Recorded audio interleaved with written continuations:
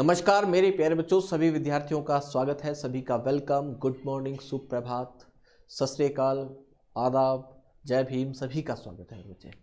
सभी विद्यार्थी एक बार लाइव जुड़ेंगे, सभी का स्वागत है। सौरभ पटेल प्रयागराज से जुड़ चुके हैं, साहिल लोधी और गोपाल कुमार हमारे साथ जुड़ चुके हैं। भैया चलिए बहुत बहुत स्वागत है आपका भाई। नैन्सी यादव, शंभू कुमार, चलिए बहुत बहुत स्वागत है आपका। जो विद्यार्थी पुराने हैं उनका भी स्वागत है और जो विद्यार्थी नए साल का ऑफर लेकर जुड़े हैं उनका भी तहे दिल से स्वागत है। लक्ष्मी साहू, साहिल लोधी, नैन्सी यादव, शंभू कुमार, चलिए बहुत बहुत स्वागत है आप सभी प्यारे बच्चों का। विपिन कुमार जी, रविंद्र जाडेजा हमारे साथ जुड़ चुके हैं भैया। चलिए चरण स्पर्श कर रहा हूँ सर जी। और करण सिंह जुड़ चुके हैं, आकाश कुमार, चलिए सोनू कुमार भाई, सभी का स्वागत मेरे प्यारे बच्चों। जो विद्यार्थी आज पहली बार जुड़े हैं उनके लिए बहुत ही इजी टॉपिक मैं लेके आया हूँ आज, मेंसुरेशंस। ठीक है भाई, मेंसुरेशन से शुरुआत करेंगे आज नए साल की। ठीक है भाई, मेरे प्यारे बच्चों मैं दावे के साथ कह सकता हूँ कि ये मेंसुरेशन का जो टॉपिक होता है आधे विद्यार्थियों के सर के ऊपर से जाता है निकलकर। आधे विद्यार्थियों के सर के ऊपर से इसलिए निकल कर जाता है, दो चीजें होती हैं मेरे बच्चे। एक तो टीचर से इसे ना पढ़ा रहा हो भाई, दूसरी बात विद्यार्थी खुद से प्रैक्टिस ना कर रहा हो, तो ही स्थितियों में बच्चों आपको ये मेंसुरेशन का टॉपिक समझ में नहीं आ सकता है। जितना हो सकता है, जितना मुझे आता है, मैं अपनी तरफ से पूरी कोशिश करूंगा आप लोगों को समझाने की।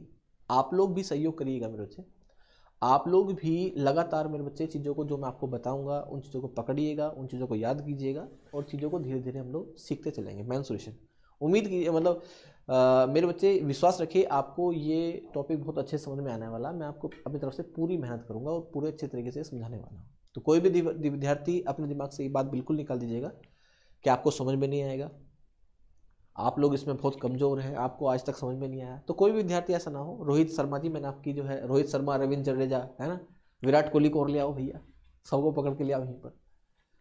तो भैया मैं अपनी तरफ से पूरी कोशिश करूंगा कि आप लोग इस टॉपिक को बहुत अच्छे से सीखें। ठीक है, तो इसलिए आज की जो क्लास है वो आपकी मेंसुरेशन की इंट्रो क्लास है। सिर्फ मैं आपको सिर्फ ये समझाऊंगा कि मेंसुरेशन होता क्या है। ठीक है मेरे बच्चे, सब लोग समझेंगे ध्यान से। तो फटाफट से आप लोग हेडिंग लगा लीजिएगा, मेंसुरेशन। मेंसुरेशन,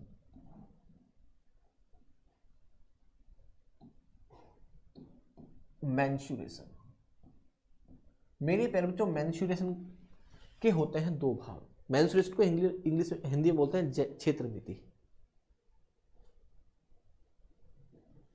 सर जी मैं आज सीखूंगी गोलूपाल सीखूंगी। चलिए सभी विद्यार्थी ध्यान से देखो, इसको हिंदी में कहते हैं क्षेत्रमिति और आपको एग्जाम में यहां से मिलते हैं 2 से 3 क्वेश्चन।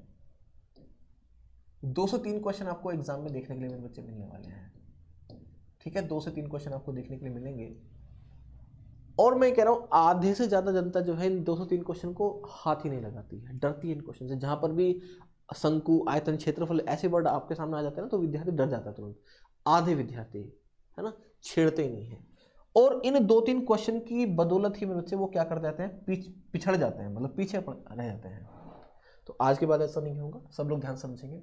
मेंसुरेशन जो होती है बच्चों वो 2 पार्ट में डिवाइड होती है। एक होता है आपका 2D पार्ट, एक होता है बच्चे आपका 3D पार्ट। ठीक है, 2D का मतलब होता है 2 डायमेंशन।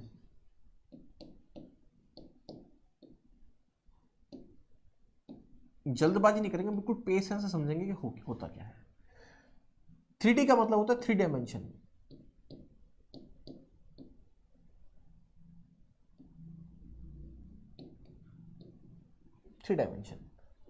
अगर मैं हिंदी की बात करूं इसको बोलेंगे लोग द्विआयामी।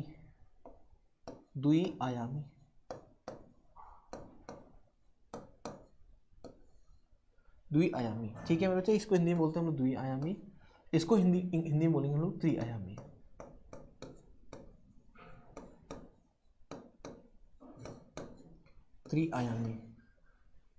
ठीक है ना मेरे प्यारे बच्चों, सब लोग समझ रहे हैं मेरी बात को।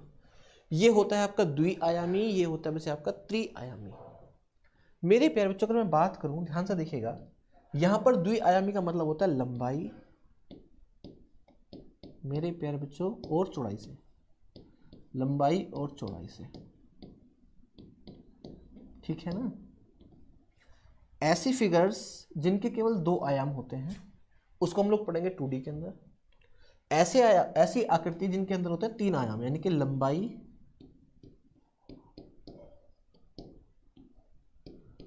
चौड़ाई। तो आप लोगों ने खूब धमाल मचाया होगा भाई नव वर्ष में। और इसके साथ साथ यहां पर एक वर्ड होता है बच्चे, ऊंचाई।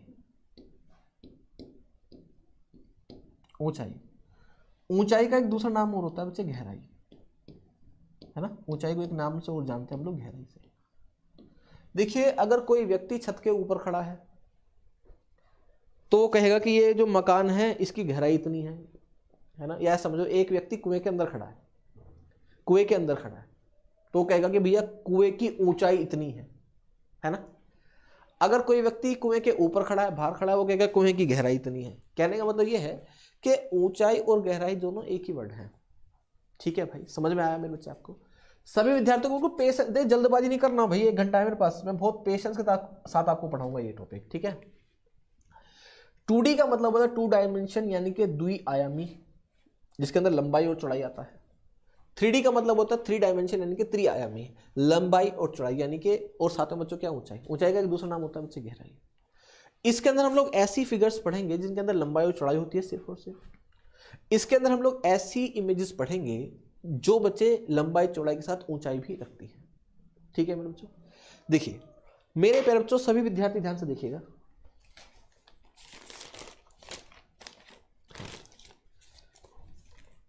टू डी का मतलब होता है समतल। 2D का मतलब क्या होता है, समतल, यानी कि ऐसी फिगर, ऐसी इमेजेस, ऐसी आकृतियां जिनको हम लोग इस कॉपी पर बना सकते, इस पेज पर मैं बना सकता हूं। जिन इमेजेस को मैं इस पेज पर बना सकता हूं ना मेरे बच्चे, वो कहलाएंगे आपकी 2D। ठीक है भैया, 2D यानी कि समतल। ये समतल है आपका, क्या बच्चों, समतल। ठीक है मेरे बच्चे। और ऐसी आकृति जो समतल पर नहीं बनाई जा सकती, ऐसी फिगर्स जो समतल पर नहीं बनाई जा सकती, वो कहलाती है 3D। ठीक है मेरे बच्चे। वो बात अलग है कि हम लोग बना देते हैं जबरदस्ती करके, है ना, लेकिन वास्तविकता में समतल पर बन ही नहीं सकती। क्यों? क्योंकि इनमें बच्चों हमें गहराई को भी रिप्रेजेंट करना पड़ता है। बातें क्लियर है? चलिए, बेसिकली हम लोग मेरे प्यारे बच्चों 2D के अंदर जो पढ़ते हैं, 2D के अंदर जो हमें चीजें निकालना सीखना है, सबसे पहले हमें बच्चों यहां पर सीखना है क्षेत्रफल। क्षेत्रफल, जितनी भी लड़कियां हैं ना, इस वर्ड से बहुत डरती हैं वो। परिमाप, मेरे प्यारे बच्चों विकर्ण, ये हमें यहाँ पर निकालना सीखना है। होते क्या हैं, कैसे कैसे निकलते हैं, है ना। आधों को तो यही पता नहीं क्षेत्रफल होता क्या है, क्षेत्रफल निकाल देते हैं वो, लेकिन क्षेत्रफल का पता नहीं होता क्या है ना। वो सब सारी चीज़ हम लोग डिटेल में यहाँ समझेंगे। अगर बच्चों मैं बात करूँ यहाँ पर 3D में, तो हम लोग यहाँ पर सीखेंगे बच्चों वक्र पृष्ठ का क्षेत्रफल निकालना।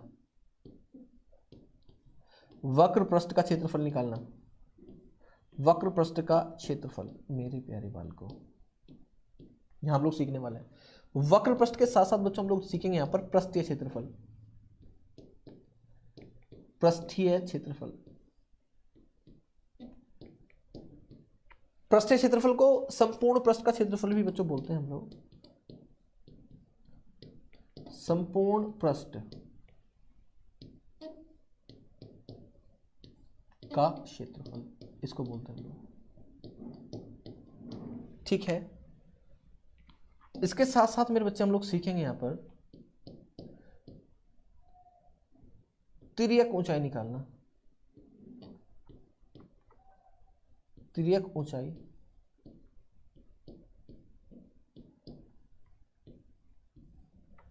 और सबसे खतरनाक आयतन। यहां पर हम लोग आयतन निकालना सीखेंगे। यहां पर हम लोग सीखेंगे बच्चों विकर्ण निकालना। क्या निकाल सीखेंगे बच्चों, विकर्ण निकालना सीखेंगे।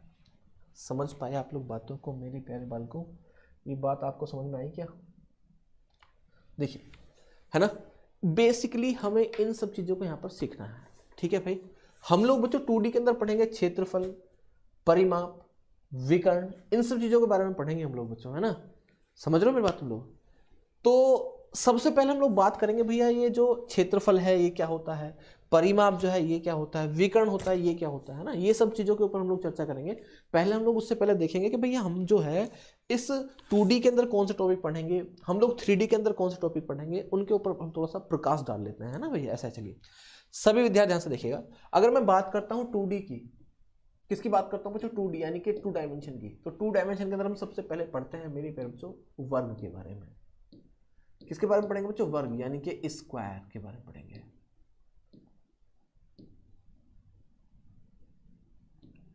ये बहुत इंपॉर्टेंट क्लास है आपकी, बहुत ध्यान से पढ़ना है आपको। आयत, आयत, आयत यानी कि बच्चों रेक्टेंगल।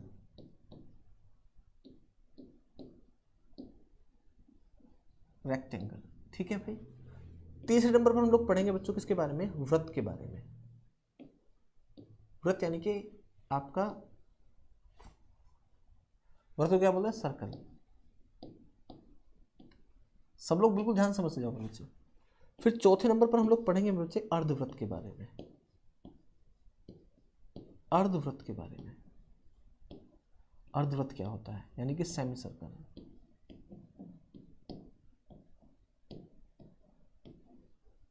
Semi circle. उसके बाद 5वें नंबर पर बच्चों हम लोग पढ़ते हैं त्रिभुज के बारे में। इन सब के बारे में डिटेल में बताऊंगा, सब लोग बिल्कुल ध्यान समझ लीजिए भाई इनके बारे में। त्रिभुज यानी कि ट्रायंगल। भाई यहाँ पर तुम्हें थोड़े से फॉर्मूले याद करने पड़ेंगे, कुछ फॉर्मूले मैं आपको याद करा दूंगा, बाकी आप लोग याद करते रहिएगा। जो ट्रायंगल यानी कि त्रिभुज हैं वो बच्चों देखिए कुछ ट्रायंगल्स मैं आपके सामने लिख रहा हूँ। जो पहला ट्रायंगल होता है बच्चे आपका वो होता है विषम बाहु त्रिभुज। विषम बाहु त्रिभुज,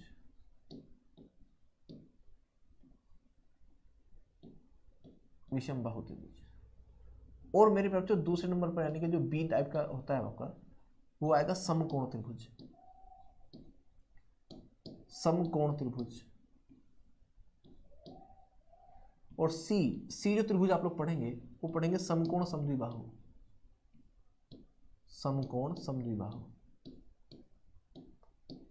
जब मैं छोटा था ना भाई, मुझे इनके नामों से इतना डर लगता था ना कि इनका नाम मैं जहां पर भी पेपर में देख लेता ना भाई, मैं बिल्कुल भी हाथ नहीं लगाता था इनके भाई। इनके ट्रायंगल्स के नाम कम और राक्षस के नाम ज्यादा लगते थे भैया मुझे, है ना। त्रिबाहु, सहस्त्रबाहु, द्विबाहु, ऐसे मतलब बिल्कुल मैच खा रहे हैं। समकोण समद्विबाहु हो गया। इसके बाद आएगा बच्चा आपका समबाहु। समबाहु मेरे प्यार तो ये सबसे ज्यादा इंपॉर्टेंट है। ये वाला ट्रायंगल आपका सबसे ज्यादा इंपॉर्टेंट होता है समबाहु, है ना। उसको समझेंगे हम लोग बिल्कुल डिटेल में। इसके बाद बच्चों आपका 6ठे नंबर पर आता है मेरे बच्चे चतुर्भुज।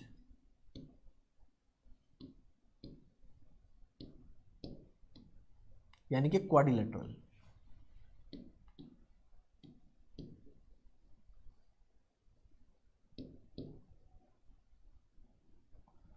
क्वाड्रिलेटरल मेरी तरफ हम लोग क्वाड्रिलेटरल के बारे में पढ़ेंगे। क्वाड्रिलेटरल भी अपने होते हैं भैया। सबसे पहले आता है समांतर चतुर्भुज। समांतर चतुर्भुज।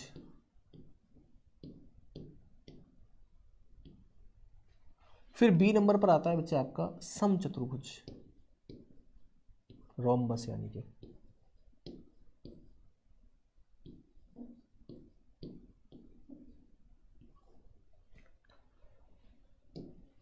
सी नंबर पर आता है बच्चा आपका समलंब चतुर्भुज। नाम ही इतने सारे हो गए ना, देखो।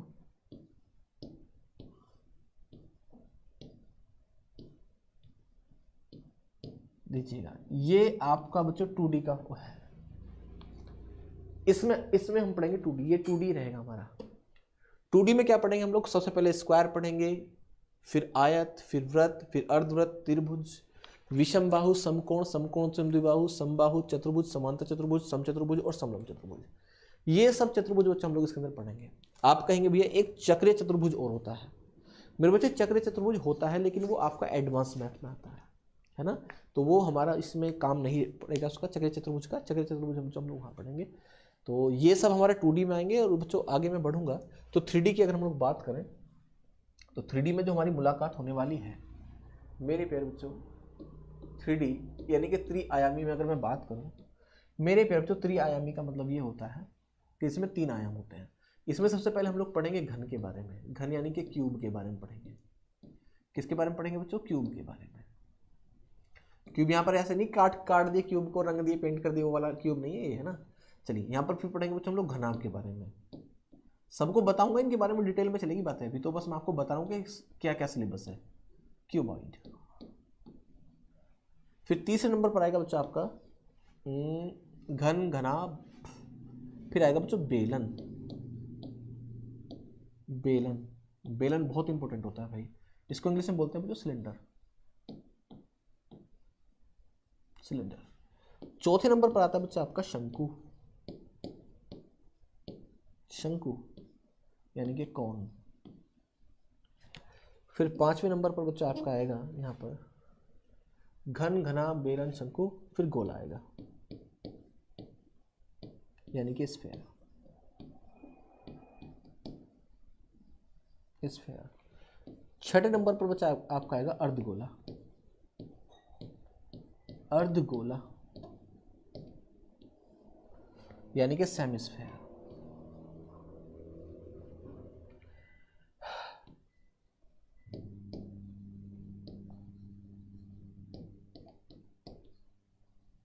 Semi hemisphere. ठीक है भाई। अगर बच्चों मैं बात करूं आगे, अगर आपके सिलेबस में मुझे मिलेगा तो मैं आपको करा दूंगा प्रिज्म, अगर इसमें है तो। अगर है तो आपको मैं करा दूंगा पिरामिड।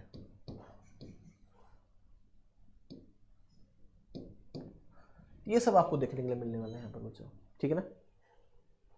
एक त्रिभुज रह गया, कौन सा भाई? साहिल लोधी जी नाम बताओ क्या है भैया? एक त्रिभुज रह गया, कौन सा भाई?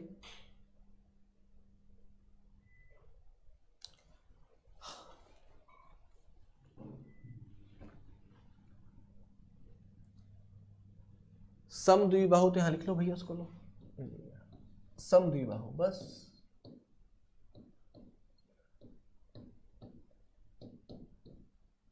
समद्विबाहु त्रिभुज ऐसे लिख लीजिएगा।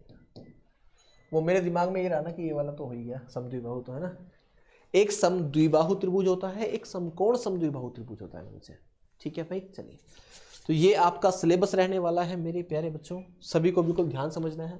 देखिए 2D 3D और मेरे प्यारे बच्चों यहाँ पर हम लोग देखिए 2D में ये वाली इमेजेस पढ़ेंगे सारी, और 3D में बच्चों ये वाली इमेजेस पढ़ने वाले हम लोग यहाँ पर। और मेरे प्यारे बच्चों सभी विद्यार्थी यहाँ से देखिएगा। अब हम लोग बात करते हैं कि भैया सबसे पहले हम लोग 2D को शुरुआत करेंगे, 2D की ना। हम लोग सबसे पहले 2D की शुरुआत कर रहे हैं, 2D यानी कि द्विआयामी की। ठीक है ना। अब द्विआयामी में सबसे पहले एक वर्ड आता है बच्चों क्षेत्रफल। अब ये क्षेत्रफल क्या होता है, सब लोग बिल्कुल ध्यान से समझेंगे ये क्षेत्रफल क्या है। क्षेत्रफल को इंग्लिश में कहा जाता है बच्चे एरिया। एरिया, सब लोग बिल्कुल ध्यान समझना। आज के बाद आपको क्षेत्रफल वर्ड से कोई घबराहट नहीं होगी कि है क्या, समझ में आना चाहिए बच्चे। देखिए सब लोग ध्यान से देखिएगा, क्षेत्रफल होता क्या है। मेरे पास एक प्लॉट है, मेरे पास मेरे बच्चों क्या है, एक प्लॉट है। उस प्लॉट की जो लंबाई है ना, प्लॉट की जो लंबाई है मेरे प्यारे बच्चों ध्यान से देखना, लंबाई 3 मीटर है और चौड़ाई 2 मीटर है। ठीक है भाई। इस प्लॉट की जो लंबाई है वो 3 मीटर, चौड़ाई बच्चों कितनी है, 2 मीटर है। ठीक है ना। चलिए, सचिन गुप्ता जी,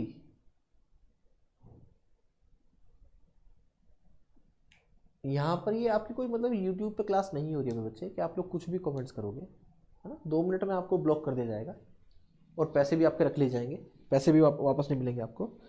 तो इसलिए हम मर्यादा का उल्लंघन ना करें मेरे बच्चे, पेड बैच है ना। समझदार विद्यार्थी पढ़ाई पर ध्यान दो। देखिएगा सभी को समझना है मेरे बच्चे, अगर मैं इस त्रिभुज में देख, इसमें आयत में देखूं तो इसकी लंबाई कितनी बच्चे, लंबाई आपकी 3 मीटर। अगर मैं चौड़ाई की बात करूं, चौड़ाई कितनी बच्चे आपकी 2 मीटर। अगर मैं यहाँ पर इसको 1-1 मीटर में तोड़ना चाहूँ तो देखिए कैसे तोड़ूंगा। यहाँ पर 1 मीटर यहाँ तक आ जाएगा बच्चे आपकी, 1 मीटर यहाँ तक आ जाएगा और अगला मीटर बच्चे यहाँ तक आ जाएगा, है ना भाई। ये 3 मीटर है तो इसको मैं ऐसे तोड़ सकता हूँ, ऐसे करके 1-1 मीटर के पैच, उसमें पैच में इस तरह से तोड़ दूंगा इसको। यहां से यहां तक की जो लंबाई है वो आपकी 2 मीटर है, तो मैं इसको यहां से 1 1 मीटर में तोड़ लूंगा इस तरह से, 1 मीटर 1 मीटर, और बच्चों यहां से खाएं तो इस तरह से। तो यहां पर जो ये बॉक्स बन रहे हैं ना आपके सामने जो इसमें बॉक्स बन रहे हैं ना, ये जो बॉक्स आपके सामने एक बनकर आ ना बच्चे, सब लोग उसको ध्यान समझो मैं क्या बताना चाह रहा हूँ। ये जो बॉक्स आपके सामने बन रहा है ना, ये वाला ये जो बॉक्स है, ये इस बॉक्स की एक खास बात है कि 1 मीटर तो ऐसे है, 1 मीटर ऐसे है, 1 मीटर ऐसे और 1 मीटर ऐसे। समझ रहे हैं आप लोग बात को? तो देखिएगा, अगर मैं इस वाले उसकी बात करूँ ना, इस वाले बॉक्स की, तो इसकी भी एक खास बात है, ये 1 मीटर इधर से, 1 मीटर इधर से, 1 मीटर इधर से, 1 मीटर इधर से। ठीक है भाई, समझ रहे हो आप लोग बात? तो अगर मैं इस आयत के अंदर ये काउंट करूं कि कुल मिलाकर ऐसे कितने बॉक्स बन रहे हैं, तो आप कहेंगे 1 2 3 4 5 6। तो इसके अंदर बन रहे बच्चों 6 स्क्वायर, यानी कि 6 वर्ग बन रहे हैं।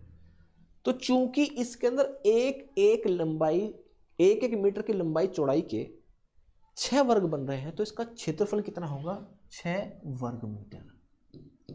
कितना होगा? 6 वर्ग मीटर। मेरे प्यारे बच्चों, अभी समझना आप लोग, क्षेत्रफल कभी भूलोगे नहीं आप लोग भाई, है ना? मैं समझा दूंगा आपको बिल्कुल ध्यान से। आप लोग याद रखना कि जो भी यूनिट दी गई होगी आपको, जरूर थोड़ी मीटर दे आपको मिलीमीटर दे सकता है, सेंटीमीटर दे सकता है, किलोमीटर दे सकता है ना, कुछ भी दे सकता है बच्चे, या गज भी दे सकता है। जो भी यूनिट आपको बच्चे दी जाएगी, उसी यूनिट में बच्चों आपको क्या बताना होता है? क्षेत्रफल। अगर आपको यहाँ पर 2 सेंटीमीटर 3 सेंटीमीटर दिया था, तो आप लोग बोलते हैं 6 वर्ग सेंटीमीटर। ठीक है मेरे प्यारे बच्चों, कहने का तात्पर्य ये है, अध्यापक आपको इस डायग्राम के माध्यम से मेरे प्यारे बच्चों ये समझाना चाहता है कि किसी भी आकृति का अगर आप लोग क्षेत्रफल निकाल रहे हो, तो उस आकृति के अंदर उसकी इकाई के आधार पर, सपोज करें मीटर तो मीटर के आधार पर, सेंटीमीटर तो सेंटीमीटर के आधार पर, उसकी इकाई के आधार पर एक मीटर के जो बॉक्स उसके अंदर बन रहे होते हैं ना बच्चों, कुल बॉक्स जो बन रहे होते हैं, 1 मीटर तो मीटर, 1 सेंटीमीटर सेंटीमीटर, है ना, मिलीमीटर तो मिलीमीटर के आधार पर, है ना। देखो ये आगे के कमेंट तो करो मत गोपाल जी, पहले समझ लो मैं क्या बता रहा हूँ। जितने उसके अंदर बॉक्स बन रहे होते हैं, कुल बॉक्स की संख्या ही क्या कहलाती है? क्षेत्रफल कहलाती है। कुल बॉक्स की संख्या क्या कहलाती है बच्चों? क्षेत्रफल कहलाती है मेरे बच्चों। अगर मैं आपके सामने बात करूं कि मैंने एक प्लॉट खरीदा, है ना, और इस प्लॉट की जो लंबाई है वो है मेरे बच्चे 50 मीटर, है ना, और जो इसकी चौड़ाई है ना वो 30 मीटर है, तो इसका क्षेत्रफल कितना होगा? तो मैं क्या काम करूंगा बच्चे, मैं ये देखूंगा कि इसके अंदर 1 मीटर के ये कितने बॉक्स बन रहे होंगे। इस तरह से इसके अंदर 1 मीटर के जितने बॉक्स बन रहे होंगे ना, वही कहलाएगा इसका क्षेत्रफल। अब चूंकि ये आयत है, तो हम लोगों ने क्या काम करा, इसके लिए शॉर्टकट अप्लाई कर लिया। कैसे? अगर मैं यहां पर देख रहा हूं कि अगर मैं लंबाई की चौड़ाई में गुणा कर देता हूं तो कितना आएगा? 3 दूनी 6, और 6 ही इसके अंदर बॉक्स बन रहे हैं, तो हम लोग क्षेत्रफल निकाल सकते हैं। सेम काम हम लोग यहां पर कर सकते हैं। लंबाई कितनी है? 50, चौड़ाई कितनी है बच्चों? 30, तो 50 की गुणा 30 में करेंगे तो आ जाएगा 1500 वर्ग मीटर। कितना मेरे बच्चे? 1500 वर्ग मीटर। ठीक है मेरे प्यारे बच्चों, तो इसके अंदर अगर आप लोग बच्चों ये बनाएंगे ना बॉक्स, तो कितने बन आएंगे? 1500 बनकर आएंगे। कितने आएंगे बच्चों? 1500।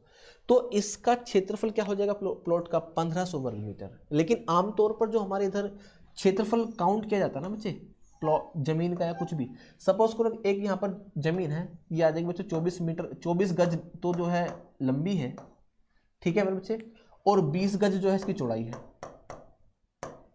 इसकी 24 गज लंबाई है और 20 गज चौड़ाई है। तो मुझे अगर इसका क्षेत्रफल निकालना है तो इसका मतलब ये होगा 24 दूनी 48, यानी कि 480 वर्ग गज। ठीक है भैया, तो ये जो प्लॉट है ये कितने गज का हो जाएगा भैया? ये प्लॉट हो जाएगा मेरे बच्चे 480 गज का। 480 गज का हो जाएगा। अब 480 गज का मतलब ये है कि इसके अंदर एक एक गज के जो ये बॉक्स है ना, ये एक एक गज के जो बॉक्स है ये कितने बन रहे होंगे? 480 बन रहे होंगे। कहने का तात्पर्य बच्चों ये है कि किसी भी क्षेत्र में जिस भी इकाई को आपको दिया गया हो, उस इकाई के कुल बने वर्गों की संख्या ही उसका क्षेत्रफल कहलाती है। क्या कहलाती है बच्चों? क्षेत्रफल कहलाती है। ये मैंने आपको बिल्कुल देसी लैंग्वेज में सिखाया। देसी का मतलब ये कि आप सभी विद्यार्थियों को समझ में आ गया क्षेत्रफल कितना है। आप लोग अगर किसी 100 गज के मकान में रह रहे हो, है ना, 100 गज का प्लॉट है, अगर आप लोगों को 100 गज के प्लॉट में रह रहे हैं तो इसका मतलब ये है कि उस प्लॉट के अंदर आपके एक एक गज के कितने बॉक्स बन रहे होंगे? 100 गज। अगर कोई विद्यार्थी 150 गज के प्लॉट में रह रहा है, यानी 150 गज के घर में रह रहा है, तो 150 गज का मतलब ये है कि उसके घर में अगर आप लोग एक एक गज के ऐसे बनाओगे ना तो बच्चों वो 150 बनेंगे। ठीक है, तो अब आप लोगों को करना क्या है, फटाफट से हेडिंग लगानी है क्षेत्रफल, उसके बाद मेरे बच्चे एक डेफिनेशन लिखना है, उसके बाद एक डेफिनेशन लिखनी है मेरे बच्चे। लिखेंगे आप लोग डेफिनेशन, किसी भी द्विआयामी समतल आकृति, किसी भी द्विआयामी समतल आकृति की भुजाओं के द्वारा घेरा गया कुल भाग, भुजाओं के द्वारा घेरा गया कुल भाग ही उस आकृति का क्षेत्रफल कहलाता है। क्या कहलाता है बच्चे? क्षेत्रफल कहलाता है। क्षेत्रफल का मापन सदैव, अगला पॉइंट है, क्षेत्रफल का मापन सदैव वर्ग इकाई में किया जाता है, वर्ग इकाई में किया जाता है। जैसे वर्ग मीटर, जैसे वर्ग मीटर है ना, वर्ग सेंटीमीटर, वर्ग किलोमीटर। वर्ग किलोमीटर से मुझे याद आया, मुझे ये बता दो मेरे बच्चे, जो भारत है, हमारा जो देश है ना, आप मुझे जरा बताओ मेरे बच्चे फटाफट से, उत्तर से लेकर दक्षिण तक, उत्तर से लेकर दक्षिण तक भारत की जो लंबाई है ना, उत्तर से लेकर दक्षिण तक की जो भारत की कुल लंबाई है ना, वो कितनी है? तो मुझे एक बार कमेंट करके बताओ, है ना। तब तक मैंने आपको ये डेफिनेशन लिखवा दी है, इसको आप लोग एक बार फिर से मैं रिकॉल करूंगा, क्षेत्रफल आपको समझ में आ गया होगा कि होता क्या है। ठीक है ना मेरे बच्चों, किसी भी समतल द्विआयामी आकृति की भुजाओं के द्वारा घेरा गया कुल भाग ही उस आकृति का कुल क्षेत्रफल कहलाता है। क्षेत्रफल का मापन सदैव वर्ग इकाई में किया जाता है। इतनी बात आपको समझ में आ गई होगी। चलिए बहुत बढ़िया, साहिल लोधी जी बता दिया भाई 3214। हम लोग आगे बढ़ते हैं मेरे बच्चों, आप लोगों को पता लग गया भाई कि क्षेत्रफल क्या होता है। इसके बाद आप लोग हेडिंग लगाइएगा मेरे बच्चे, परिमाप। परिमाप क्या होता है? परिमाप को हम लोग हिंदी इंग्लिश में बोलते हैं पेरीमीटर।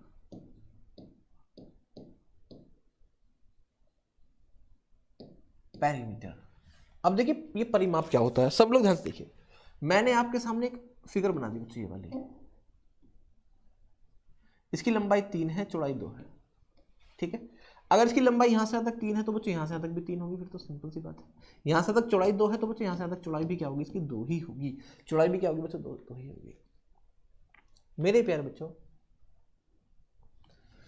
किसी भी समतल द्विआयामी आकृति की भुजाओं की कुल लंबाई, भुजाओं की कुल लंबाई ही क्या कहलाती है बच्चे? उसका परिमाप कहलाती है। क्या कहलाती है बच्चे? इसका परिमाप कहलाती है। राहुल कुमार कह रहे हैं 64,000, अगर अकल के दुश्मन 3214 है। नॉर्थ से लेकर साउथ तक 3214 है और ईस्ट से लेकर वेस्ट तक 2933 है मेरे बच्चे, ध्यान रखो। मेरे प्यारे बच्चों, अगर कोई मुझसे इसका परिमाप पूछेगा तो मैं इसकी सारी भुजाओं को जोड़ दूंगा, 2 और 3 5 और 2 7 और 3 कितना बच्चे? 7 और 3 10, यानी कि इसका जो परिमाप आ जाएगा वो आ जाएगा 10 मीटर। क्या आ जाएगा बच्चे? 10 मीटर आ जाएगा। यानी कि अगर आप लोग किसी समतल द्विआयामी आकृति का परिमाप निकाल रहे हैं, क्या कर रहे हैं बच्चों? समतल द्विआयामी आकृति का परिमाप निकाल रहे हैं, तो उसका परिमाप होता है उसकी भुजाओं की कुल लंबाई का योग। ठीक है, आप लोग डेफिनेशन में लिखेंगे, किसी भी समतल द्विआयामी आकृति का परिमाप, किसी भी समतल द्विआयामी आकृति का परिमाप उसकी भुजाओं की कुल लंबाई का योग होता है, उसकी भुजाओं की लंबाई का कुल योग होता है। और इसकी इकाई सदैव मीटर में, मतलब इसकी इकाई, छोड़ो इकाई को छोड़ो, इकाई इसकी नॉर्मल रहती है, सेंटीमीटर सेंटीमीटर, किलोमीटर तो किलोमीटर और मीटर तो मीटर बच्चे, है ना। ये आपको परिमाप पता लग गया होगा। अगर हम लोग बात करें मेरे बच्चे विकर्ण की, हम लोग बात कर रहे हैं बच्चे विकर्ण यानी कि डायगोनल की, अगर हम लोग बात करते हैं हम लोग बात कर रहे हैं बच्चों डायगोनल की। मैं ज्यादा स्लो तो नहीं जा रहा हूं भैया, स्लो में इसलिए जा रहा हूं शुरुआत में ताकि आपको सारी बातें पता लग जाए। आधे बच्चों को फिर ये नहीं पता होता कि भैया क्षेत्रफल क्या हो, बस निकाल दे रहे हैं, समझ में आने का क्या है, लपेट रहे हैं, रट रहे हैं चीजों को। मेरे प्यारे बच्चों, आपके सामने अगर कोई समतल द्विआयामी आकृति बनाई गई है, आपके सामने कोई समतल द्विआयामी आकृति बना रखी है, तो उस समतल द्विआयामी आकृति में उसके किसी एक कोने से उसके सम्मुख कोने की न्यूनतम जो दूरी होती है, उसके एक कोने से उसके सम्मुख कोने की जो न्यूनतम दूरी होती है ना मेरे बच्चे, वो क्या कहलाती है उसकी, वो मेरे प्यारे बच्चों उसका विकर्ण कहलाती है। क्या कहलाती है? उसका विकर्ण कहलाती है। समझ रहे हैं आप लोग बात?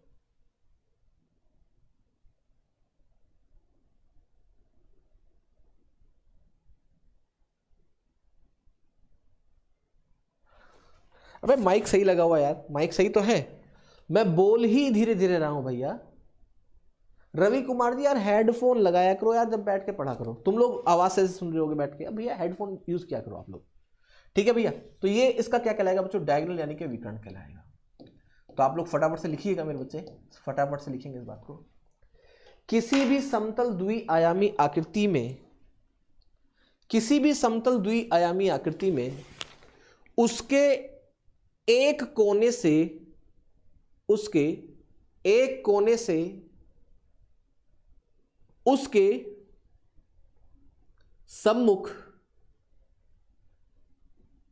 उसके सम्मुख कोने की न्यूनतम दूरी, उसके एक कोने से उसके सम्मुख कोने की न्यूनतम दूरी ही विकर्ण कहलाती है। क्या कहलाती है बच्चों? विकर्ण कहलाती है। तो ये कुछ लड़ो मत, दोनों को ब्लॉक कर दिया जाएगा तुरंत, तो बता रहा हूं मैं तुम्हें। अगर एक भी कमेंट फालतू आ गया तो दोनों को ब्लॉक कर दूंगा अभी मैं, ठीक है ना? लड़ो मत। हो गया भाई, डायगोनल यानी कि विकर्ण हो गया, किसी भाई को समस्या नहीं है। आप लोगों को क्षेत्रफल का पता लग गया क्या होता है, आप लोगों को परिमाप का पता लग गया क्या होता है, आप लोगों को मेरे बच्चे विकर्ण का पता लग गया क्या होता है। अब हम लोग आगे बढ़ते हैं, ठीक है ना? अब हम लोग शुरू करते हैं आज की अपनी क्लास की पहली इमेज के बारे में समझना, ठीक है बच्चे? इमेज है हमारी बच्चों आज की सबसे पहली स्क्वायर यानी कि वर्ग। ये पहली इमेज आपकी होने वाली है बच्चों, सब लोग ध्यान समझेंगे इसके बारे में। हम लोग डायरेक्ट क्वेश्चन नहीं कर सकते भैया, पहले हमें चीजों को समझना पड़ेगा। स्क्वायर, स्क्वायर क्या होता है, स्क्वायर उसको भी सब लोग ध्यान समझेंगे। स्क्वायर क्या होता है? देखिए सभी विद्यार्थी अगर मेरी बात ध्यान से सुन रहे हैं तो बिल्कुल ध्यान से समझेंगे स्क्वायर क्या होता है।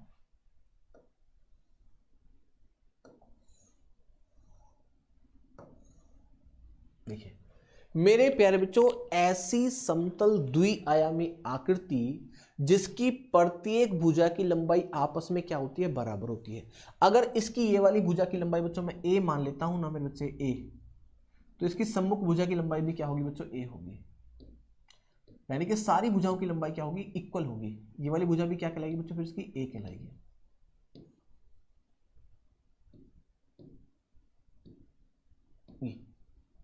चारों भुजाएं क्या होंगी? इसके बराबर होंगी। दूसरी बात, सबसे इंपॉर्टेंट और जरूरी बात यह है कि इसमें दो बराबर लंबाई के बच्चों क्या होंगे? विकर्ण होंगे।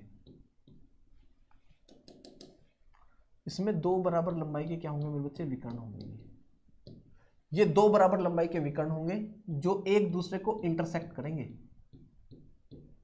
कितने डिग्री पर? 90 डिग्री पर। जो एक दूसरे को समद्विभाजित करते हैं मेरे बच्चे, कितने पर? 90 डिग्री पर। एक दूसरे को 90 डिग्री पर समद्विभाजित करते हैं, ठीक है भैया? चलिए, और इसकी एक खास बात और होती है मेरे बच्चे, इसकी प्रत्येक भुजा दूसरी भुजा के साथ सदैव 90 डिग्री का कोण बनाती है। इसकी एक भुजा सदैव दूसरी भुजा के साथ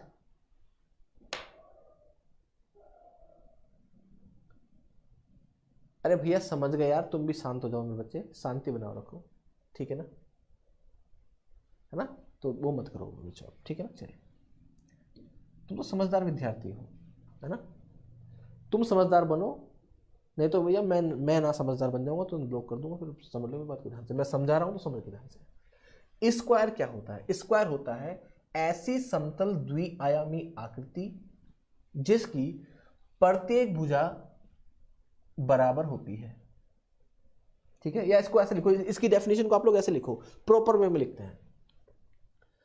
चार भुजाओं से बंद एक ऐसी समतल द्विआयामी आकृति, चार भुजाओं से बंद एक ऐसी समतल द्विआयामी आकृति जिसकी प्रत्येक भुजा की लंबाई एक दूसरे के बराबर होती है तथा प्रत्येक भुजा दूसरी भुजा के साथ 90 डिग्री का कोण आंतरित कर रही होती है तथा इसमें दो समान लंबाई के विकर्ण होते हैं जो सदैव एक दूसरे को 90 डिग्री पर समद्विभाजित करते हैं। वर्ग कहलाती है। क्या कहलाती है? वर्ग कहलाती है।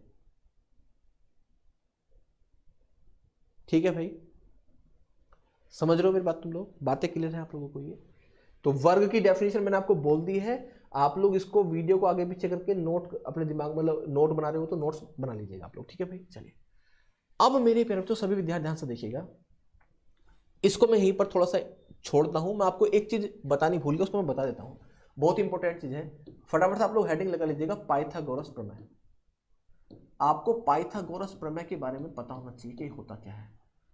पाइथागोरस प्रमेय, पाइथागोरस प्रमेय यानी कि पाइथागोरस थ्योरम।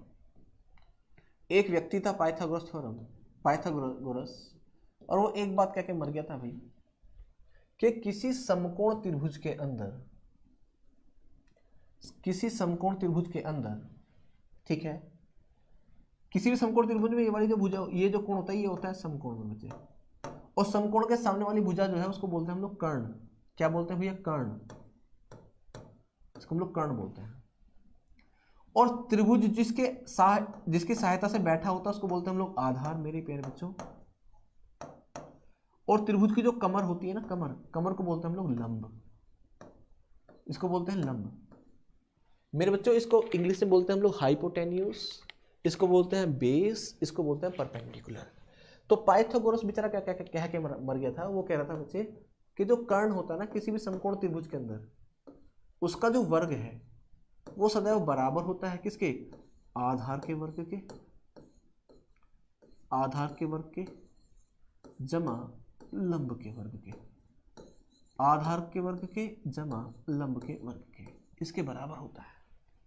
ये इसको आप लोग इस प्रकार से लिख सकते हैं कि जो कर्ण होता है किसी भी समकोण त्रिभुज का, वो होता है अंडर रूट में, इसका आप अंडर रूट स्क्वायर हटाएंगे, इसके ऊपर अंडर रूट चढ़ जाएगा, आधार का स्क्वायर मेरे प्यारे बच्चों प्लस लंब का स्क्वायर। ठीक है ना फिर बच्चे? लीजिएगा लंब का स्क्वायर, ये होता है। और इसी को आधार बनाकर हम लोग आपके सामने कुछ ट्रिपलेट नंबर लिखने वाला हूं मेरे बच्चे, जो बहुत इस्तेमाल होंगे हमारे। Triplet number. अभी ट्रिपलेट नंबर क्या है? ट्रिपलेट नंबर होते हैं बच्चों किसी भी समकोण त्रिभुज की भुजाएं। किसी भी समकोण त्रिभुज की जो भुजाएं होती हैं वो क्या होते हैं, ठीक है ना? उसको ध्यान समझेंगे।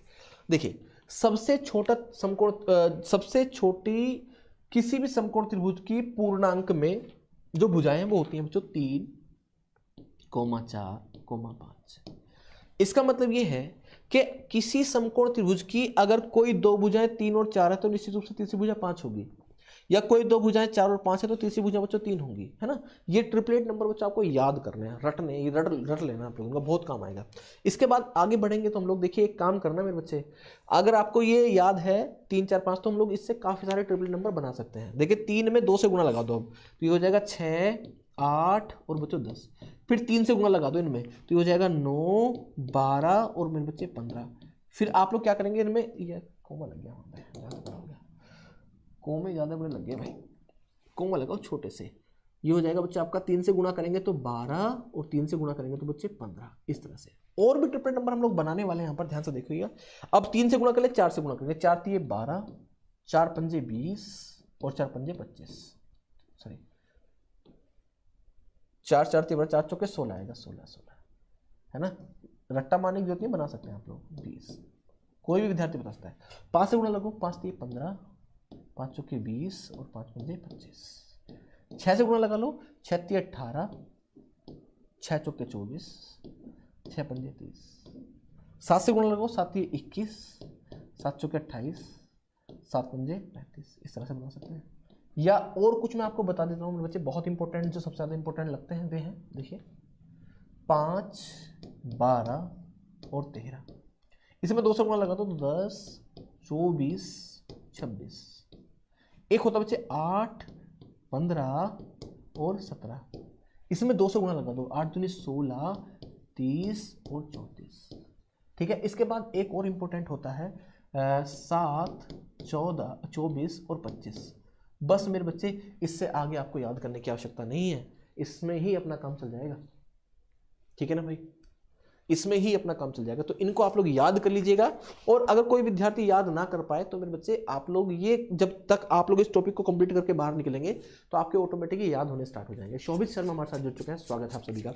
तो मेरे प्यारे बच्चों, ये आपके कुछ ट्रिपलेट नंबर है। ट्रिपलेट नंबर का मतलब होता है किसी भी समकोण त्रिभुज की भुजाएं।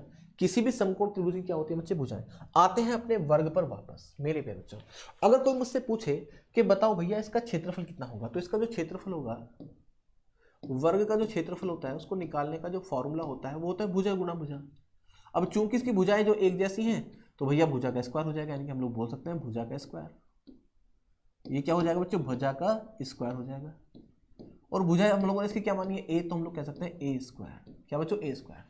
अगर मैं इसके परिमाप की बात कर लेता हूं मेरे बच्चे, परिमाप, तो इसका जो परिमाप है वो हो जाएगा, इसमें कितनी भुजाएं बच्चों? 1, 2, 3, 4, चारों भुजाओं को जोड़ देंगे तो हो जाएगा 4a। अगर बच्चों मैं इसके विकर्ण की बात करता हूं तो ध्यान से देखो, इसका विकर्ण की जो लंबाई होती है ना वो होती है √2 इंटू ए। √2 इंटू ए। अब ये √2 इंटू ए कैसे हो गया मेरे बच्चे? सब लोग ध्यान से देखो भाई। ये देखिए, यहां से यहां तक देखेंगे तो एक समकोण त्रिभुज बन रहा है ना बच्चे, ये वाला। ये समकोण त्रिभुज बन रहा है, इसकी एक भुजा ए है, ए भुजा ए है। मुझे इसकी वैल्यू निकालनी है तो मैं क्या काम करूंगा? इसकी वैल्यू को x मान लूंगा, तो x स्क्वायर बराबर हो जाएगा ए स्क्वायर प्लस ए स्क्वायर। कैसे? ये आधार का स्क्वायर, ये लंब का स्क्वायर, दोनों को जोड़ेंगे तो बच्चों इसका अंडर हटाएंगे तो x बराबर आ जाएगा मेरे बच्चे, आ जाएगा ए स्क्वायर, यानी कि 2a स्क्वायर हो जाएगा बच्चे, 2a स्क्वायर। इसमें से a निकल के बाहर आ जाएगा तो ये हो जाएगा a √2। अब इसको आगे पीछे करके लिख लीजिए, अब मैं लिख लिया √2 इंटू ए करके, इस तरह से है बच्चे। तो आपको ज़्यादा इसमें एक्सप्लेन करने की जरूरत नहीं है, बस आपको समझना है, फॉर्मूलेज याद रखने हैं। ये आपका क्षेत्रफल का फॉर्मूला है, ये आपका विकर्ण का फॉर्मूला, और बच्चे ये आपका वर्ग परिमाप का फॉर्मूला। तो ऐसे तो मैंने ऑफलाइन में नहीं पढ़ा है। चलिए रवि कुमार जी, धन्यवाद। सभी विद्यार्थी बिल्कुल ध्यान समझो। अब यहाँ पर एक बात और समझनी है आप लोगों को। कभी कभी यहाँ पर एक फॉर्मूला जो है क्षेत्रफल के लिए ये भी इस्तेमाल होता है। जो क्षेत्रफल है ना बच्चों वर्ग का, उसके लिए एक फॉर्मूला इस्तेमाल होता है, 1/2 d स्क्वायर। मैं आपको एक बात बतानी भूल गया कि जो क्षेत्रफल है उसको हम लोग कैपिटल ए से रिप्रेजेंट करते हैं, परिमाप को कैपिटल पी से, A for area, P for perimeter, विकर्ण यानी कि इसको स्मॉल डी से हम लोग रिप्रेजेंट करते हैं। ठीक है भैया, अगर आपको क्षेत्रफल निकालना है किसी भी वर्ग का, आपके पास डायरेक्ट विकर्ण दे रखा है आपको, तो आप लोग क्या करेंगे? 1/2 d स्क्वायर, ऐसे करके भी बच्चा आप लोग क्या निकाल सकते हैं? अपना क्षेत्रफल निकाल सकते हैं। इस प्रकार से आपके जो वर्ग है ना, वर्ग के जो फॉर्मूलाज हैं मेरे बच्चे, वो फिनिश होते हैं। वर्ग के फॉर्मूले आपके यहाँ से फिनिश होते हैं मेरे प्यारे बच्चों। एक बार कॉपी कर लीजिएगा अगर आप लोग कॉपी कर रहे हैं, नहीं तो पीडीएफ तो आपको मिलने ही वाली है मेरे बच्चों। ये आपके स्क्वायर के फॉर्मूलेज होंगे। इसके बाद हम लोग बढ़ रहे हैं किसकी तरफ? आयत की तरफ। हम लोग बढ़ेंगे मेरे बच्चे आयत की तरफ। ठीक है ना, तो आयत भी हम लोग पढ़ेंगे और आयत के फॉर्मूलेज के बारे में भी सीखेंगे हम लोग। ठीक है भैया, चलिएगा नेक्स्ट मेरे प्यारे बच्चों, सभी विद्यार्थियों को बिल्कुल ध्यान से पढ़ना है। अगली फिगर आपकी होगी आयत, यानी कि रेक्टेंगल। दूसरा नंबर, कल से आपके क्वेश्चन स्टार्ट हो जाएंगे भैया। कल की क्लास में क्वेश्चन इससे शुरू करेंगे हम लोग। रेक्टेंगल, रेक्टेंगल यानी कि आयत।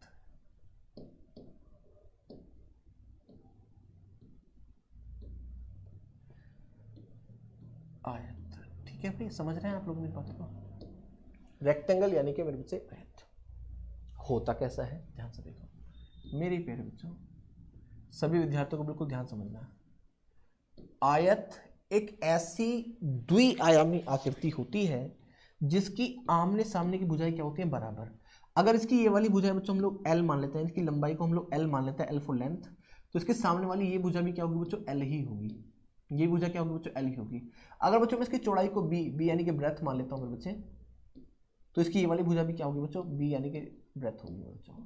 कहने का मतलब ये है कि जो आपका आयत होता है उसकी एक खास बात है कि आमने सामने की भुजाएं क्या होंगी? बराबर।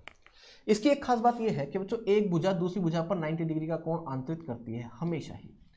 और बच्चों इसकी सबसे ज्यादा इंपॉर्टेंट बात यह है कि इसमें दो बराबर लंबाई के क्या होते हैं मेरे बच्चे, विकर्ण होते हैं। दो बराबर लंबाई के विकर्ण होते हैं जो एक दूसरे को 90 डिग्री पर इंटरसेक्ट कर भी सकते हैं मेरे बच्चों, और नहीं भी कर सकते हैं, कोई जरूरी नहीं है। ठीक है मेरे बच्चे, ये कोई पक्का नहीं है कि 90 डिग्री पर ही काटेंगे। अगर ये 90 डिग्री पर काटेंगे तो ये आयत बन जाएगा वर्ग, अगर 90 डिग्री पर नहीं काट रहे हैं या काट भी रहे हैं तो ये आयत रहेगा। अब आप लोग मेरे बच्चे सभी विद्यार्थी यहां पर ध्यान से देखेंगे, इसकी नोट बनाकर लिखेंगे, इसमें नोट बनाकर लिखेंगे रेक्टेंगल के बारे में कि ऐसी चार भुजाओं से बंद ऐसी समतल द्विआयामी आकृति, मेरे प्यारे बच्चों, चार भुजाओं से बंद ऐसी समतल द्विआयामी आकृति, चार भुजाओं से बंद ऐसी समतल द्विआयामी आकृति जिसकी आमने सामने की भुजाएं बराबर होती हैं, जिसकी आमने सामने की भुजाएं बराबर होती हैं तथा प्रत्येक भुजा दूसरी भुजा पर लंब होती है, तथा प्रत्येक भुजा दूसरी भुजा पर लंब होती है। लंब यानी कि 90 डिग्री का कोण बना रही होती है बच्चे। प्रत्येक भुजा दूसरी भुजा पर लंब होती है और इसमें दो बराबर लंबाई के विकर्ण होते हैं जो एक दूसरे को समद्विभाजित करते हैं। मैंने आपको बच्चों वर्ग में बताया था कि एक दूसरे को 90 डिग्री पर समद्विभाजित करते हैं, लेकिन मैं यहां पर आपसे कह रहा हूं कि एक दूसरे को समद्विभाजित करते हैं। समद्विभाजित का मतलब यह होता है कि अगर इन दोनों ने इस पॉइंट पर एक दूसरे को काटा है तो यहां से यहां तक की जो दूरी होगी वही दूरी यहां से यहां तक की होगी, यानी कि ये जो दूरी है ये इसके बराबर होगी, ये वाली जो दूरी है इसके बराबर होगी। समद्विभाजित का मतलब यह होता है किसी भी चीज को दो बराबर भागों में बांटना ही क्या कहलाता है, आपका समद्विभाजित मेरे बच्चे कहलाता है। तो यहां पर विकर्ण जो है वो समद्विभाजित तो हो रहे हैं लेकिन 90 डिग्री पर हो रहे हैं, ये आप लोग निश्चित रूप से मेरे बच्चे नहीं कह सकते हैं। समझ पाए आप लोग मेरी बात को, है ना। एक दूसरे को समद्विभाजित करते हैं, आयत कहलाती है। ये आयत की डेफिनेशन है पूरी, है ना। अगर कोई आप लोगों से पूछ ले तो आयत को ये बताना पड़ेगा कि ये हो आयत। अगर आप लोग ये कहोगे कि आमने सामने भुजा बराबर हो जी आयत हो गया, ऐसा नहीं है। समांतर चतुर्भुज में भी होती है। अगर कोई आप लोगों से पूछे कि बताओ वर्ग क्या होता है, तो वर्ग में आपको पूरी डेफिनेशन देनी पड़ेगी। ये मत कह देना कि चारों भुजा बराबर है, समचतुर्भुज में भी होती है। तो इसलिए भैया याद रखना, प्रॉपर डेफिनेशन ही बतानी पड़ेगी आपको कि ये होता है वर्ग, ये होता है आयत। समझ गए। अगर मैं बात करूं मेरे बच्चों इसके क्षेत्रफल की, तो इसका क्षेत्रफल हुई है भुजा गुणा भुजा, यानी कि लंबाई गुणा चौड़ाई आप लोग कह सकते हैं। क्षेत्रफल, इसका जो क्षेत्रफल होता है मेरे प्यारे बच्चों, इसका क्षेत्रफल जो होता है ना बच्चे, वो होता है लंबाई गुणा चौड़ाई, याद रखना। और भाई आपको ये फॉर्मूले कल याद होने चाहिए उंगलियों पर, लंबाई गुणा चौड़ाई। जो भी चीजें मैं आपको बता रहा हूँ ना आज, ये कल आपको याद होनी चाहिए उंगलियों पर, अगर आपको अपना मेंसुरेशन अच्छा करना है तो। लंबाई गुणा चौड़ाई, लंबाई कितनी बच्चों L, चौड़ाई कितनी B, ये हो जाएगा बच्चे। इन दोनों के आपस में गुणा कर देंगे, ये हो जाएगा बच्चों। अगर मैं इसके परिमाप की बात करता हूँ तो परिमाप का मतलब होता है सारी भुजाओं का योग, है ना। परिमाप अगर मैं करूंगा बच्चों तो यहाँ पर L कितनी बार है, 2 बार, B कितनी बार है, 2 बार। तो मैं लिखूंगा यहाँ पर 2L प्लस 2B, क्योंकि L 2 बार जुड़ेगा, B 2 बार जुड़ेगा। तो यहाँ पर दोनों में क्या कॉमन है, 2 कॉमन है, तो इसको बाहर निकाल लेंगे, ये बन जाएगा L प्लस B मेरे प्यारे बच्चों, L प्लस B। ये इसका बच्चों परिमाप आ जाएगा। अगर मैं इसके विकर्ण की बात करता हूँ मेरे प्यारे बच्चों, अगर मैं इसके विकर्ण की बात करता हूँ तो इसका विकर्ण होगा अंडर रूट में, विकर्ण यानी कि D, विकर्ण का मतलब होगा L square plus B square. ठीक है भैया, इसका विकर्ण होगा। एक बार जरा छापा मारो फटाफट, मतलब छाप लो इसको फटाफट से, है ना। जल्दी से इसको उतार लीजिएगा तो जरा मेरे प्यारे बच्चों सबको। कभी कभी एक क्वेश्चन और पूछ लेता है आप लोगों से, पहला, दूसरा, तीसरा। होता क्या है मेरे बच्चे, ध्यान से देखो। कभी कभी आपसे कहेगा कि एक आयत है और भैया उसके बाहर समान चौड़ाई का एक रास्ता बना दिया गया है, ऐसे करके ना, उसके बाहर समान चौड़ाई का एक रास्ता सब बना रखा है और आप लोगों से उस रास्ते का क्षेत्रफल पूछ लेगा। ठीक है, कभी कभी मेरे प्यारे बच्चों क्या करेगा वो कि आयत के अंदर रास्ता बना देगा, है ना, आयत के भीतर रास्ता बना देगा इस तरह से करके, तो उसको भी देखना पड़ेगा आप लोगों को, है ना। और मेरे प्यारे बच्चों कभी कभी ऐसा भी कर लेता है कि रास्ता बना देता है बीचों बीच, रास्ता क्या बना देगा, बीचों बीच बना देगा इस तरह से, तो उसको भी देखकर चलेंगे भैया, सब चीज देखनी पड़ती है। लीजिएगा, यदि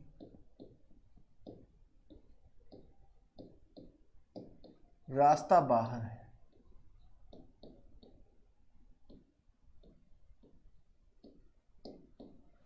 यदि रास्ता अंदर है,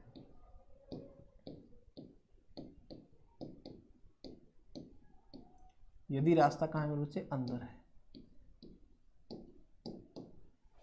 यदि रास्ता बीचों बीच है, यदि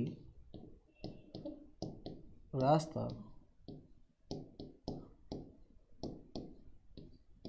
बीचों बीच है, यदि रास्ता बीचों बीच है, यदि रास्ता बीचों बीच है, समझ रहे हो मेरी बात तुम लोग। तो रास्ते का जो क्षेत्रफल होगा ना, आप लोग इस रास्ते का क्षेत्र पूछेगा, इसका ये जो रास्ता आपको दिखाई दे रहा है, इस रास्ते का क्षेत्रफल आप लोगों से पूछेगा। यहां पर क्या है बच्चों, पार्क अंदर है, रास्ता है बाहर। अगर इस रास्ते की चौड़ाई बच्चों x मीटर है, इस रास्ते की चौड़ाई बच्चों क्या है, x मीटर है, इस रास्ते की चौड़ाई में बच्चों क्या है, x मीटर है, तो आप लोग क्षेत्रफल के लिए इस फॉर्मूले को इस्तेमाल कर सकते हैं कि रास्ते का क्षेत्रफल जो होगा वो होगा 2x ब्रैकेट के अंदर l plus B plus 2x।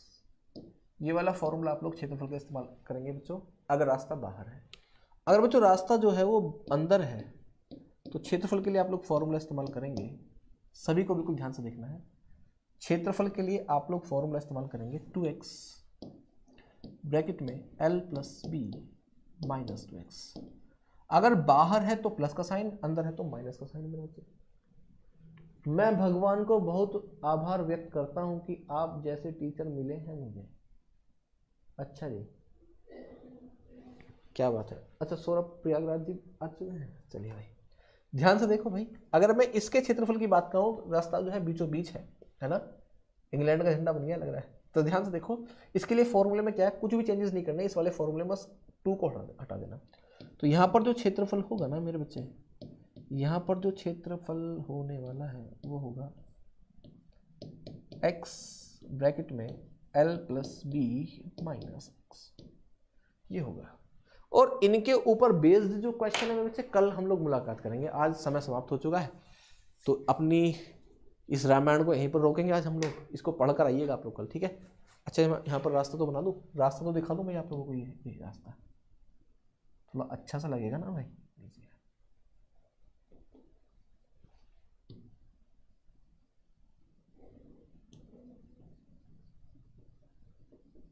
चलो फटाफट से रीजनिंग क्लास में आ जाओ तुम लोग, रीजनिंग की क्लास में आ जाओ, रीजनिंग क्लास में मिलते हैं। All the best, take care भाई, ठीक है ना, चलिए।